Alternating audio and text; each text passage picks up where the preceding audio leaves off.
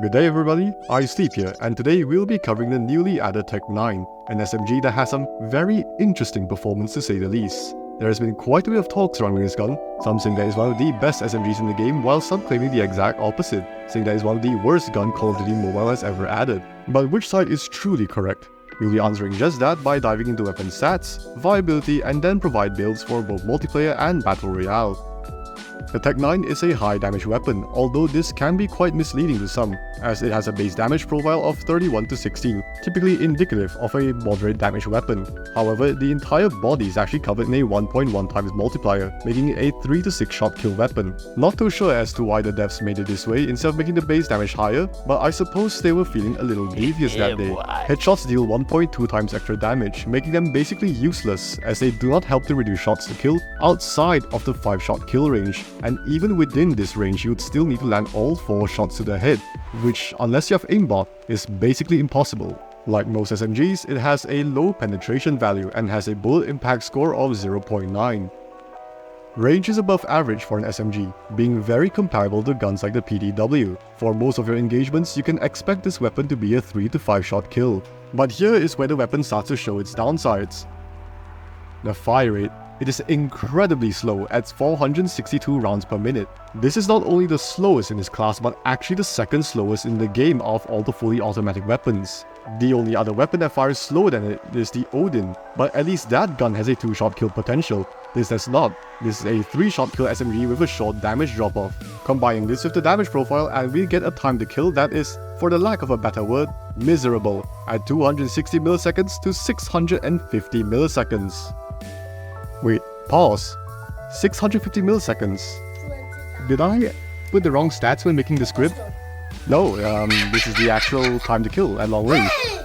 For a moment, I thought I put in battle royale time to kill. But this is multiplayer we're talking about. So yeah, just give that a moment to let that sink in. And it's not like the close range time to kill is great either. It's actually one of the slowest in its class. The only SMG that kills slower than it is a HG40. But not only is that a difference of only 4 milliseconds, even the HG40 has the potential to reduce shots to kill. This gun doesn't. It is cursed with 260 milliseconds no matter where you hit on the body. Not to mention the extremely slow fire rate. You miss one shot and the time to kill goes up by 130 milliseconds. That is only a frame slower than the Codm. So you're looking at a gun that has extremely high punishment without even the reward to make it worth using. It's actually laughable how bad this gun is. Holy fuck.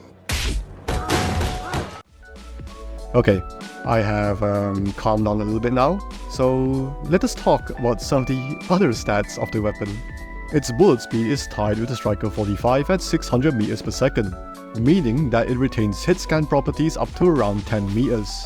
But given that it's an SMG that shouldn't be taking long-range fights in the first place, this would rarely be an issue, especially because you can boost it quite substantially using attachments.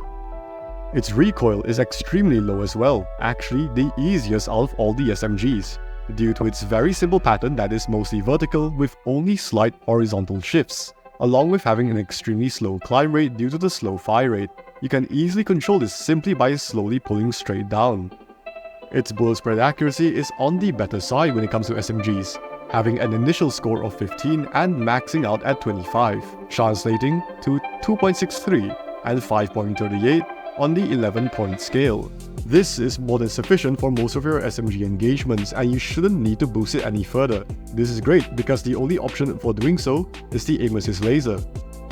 Its mag size is standard for SMGs at 30 and can be boosted up to 50.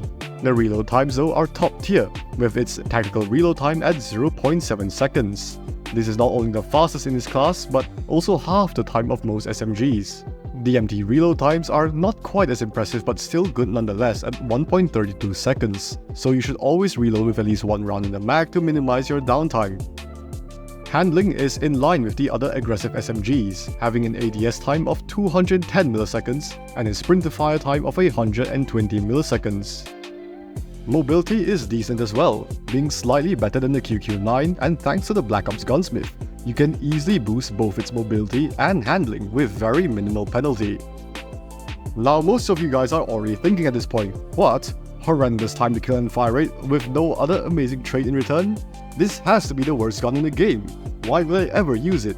Even the pistols are better than this. Well, you'll be right in saying that if not for the fact we've only been looking at the base gun. Yes, you heard that right. This gun, much like a Peacekeeper, much like the HPK, has very underwhelming performance in its stock format. But to make up for that, it has attachments that drastically augment the weapon's performance. The first of these attachments is the 8.1-inch Task Force barrel, which increases the bullet speed by a colossal 80%, and most importantly, increases all of the multipliers by a flat 0.1. On the base gun itself, it only serves to improve the effective 4-shot range, but it synergizes very well with the other attachments. And while this attachment does come with some recoil penalties, the TEC9 already has very low recoil, so it's not a real detriment. So from this point onwards, we'll be mentioning the fire rate boosting attachments, with this barrel specifically in mind, since it's basically mandatory. The first option available is the full auto repeater, which increases the fire rate to 660 rounds per minute, the same as the BK-57. This comes at the cost of range, recoil, and limb multipliers. Combining this with the Task Force barrel, it has the ability to consistently 3-shot for a very fast time to kill of 182 milliseconds up to 9 meters. Outside of that though, its time to kill is quite similar to other close quarters SMGs. However, the fire rate is much more punishing compared to these other SMGs, so its time to kill advantage up close isn't quite as significant as one would think. In terms of performance, this attachment does a decent job at making the weapon somewhat viable, but it is mostly just a worse version of existing SMGs, with the QXR and Fennec outclassing it overall, and even as solely a high damage SMG, the Striker 45 is still better than it with double the effective range. But there is a more interesting option, the Burst Fire Repeater. This converts the weapon into a 3-round burst, with an extremely fast burst fire rate of 982 rounds per minute, and a very short burst delay of 101.1 milliseconds. Now you may be thinking, but its one burst range is only 6 meters, it can't be that good, right? Well, let me tell you that this 40% range penalty is actually there for balance purposes. Now for starters, its one burst time to kill is 122 milliseconds. For most players, this would basically be instant and you will die before you can even react to this time to kill. If this range was any further, it would basically be a CX9 burst without the issue of only having 12 rounds in the magazine, making it essentially a straight upgrade. And the 2-burst time to kill is not bad either. Its 4-shot time to kill, which is what you'll usually be experiencing, is 223 milliseconds, very competitive with other close quarters SMGs. Combine this with the Task Force barrel and this range extends up to 18 meters. This is further than most other SMGs that have a similar time to kill. Beyond that, it will take 345 milliseconds to kill up to infinity. This is actually amazing since it can potentially challenge assault rifles and win, especially because of the low recoil and competitive bullet spread accuracy. So pairing the Burst Fire Repeater with the Task Force barrel, the TEC9 becomes one of the most lethal SMGs in the game. This makes it not only the optimal way to run the SMG, but also makes it an extremely competitive option.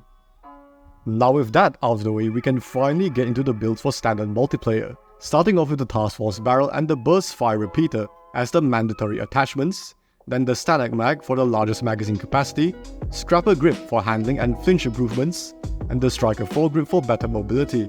If you don't mind having a slower strafe speed, then you can use the Airborne Elastic Wrap instead. With this, your handling is much faster and your flinch is extremely low. Alternatively, you can use the basic extended mag and swap out the grip tape for the Duster stock. With this build, you have excellent sprint speed, which will allow you to rotate around the map much faster than everyone else. For the Battle Royale players out there, you'll be happy to know that the TEC9 is one of the best close range options in the game. But just like in multiplayer, you will have to run the Burst Fire Repeater combined with the Task Force barrel. With this, you have the fastest close range time to kill, excluding shotguns, at 569 milliseconds, nearly identical to the CX9 burst. This allows you to outgun virtually anything up close, and thanks to the existence of mods, you can boost this range as well. This gun is essentially a better version of the CX9 burst, as not only does it have the same unparalleled time to kill at close range, it doesn't suffer from having a 12-round mag, making it a great option for squads. Just don't try to use it as ground loot, you're not gonna kill anything with it. When it comes to build, obviously we have the Task Force barrel and the Burst Fire Repeater for the aforementioned time to kill, Static Mag as the largest available option, 5mm combat laser for improved hipfire, and the Striker foregrip for increased mobility. As for the mods, we recommend long range, extended mag and hipfire boost. To summarize, the TEC9 is downright horrendous without any attachments, being basically a worse version of the nail gun. But when you kit it out with the task force barrel, with the burst fire repeater, it becomes what is easily a top tier SMG, featuring top tier lethality, low recoil, good bullet spread accuracy, extremely fast reload times and solid mobility. But it does come at the cost of needing to play loud and proud, since you can't have a suppressor on it, making it less favorable to those who prefer to play stealthy. But for those who don't mind it though, this is actually one of the best SMGs you can run. That pretty much wraps up everything there is to know about the TEC9. After hearing the stats, what are your thoughts on the weapon? Do you think it's overpowered, do you think it's underpowered, or do you think it's perfectly balanced, as all things should be? Let us know in the comment section below, and if you found the video helpful, please make sure to leave a like and subscribe. This is iSleep, going dark.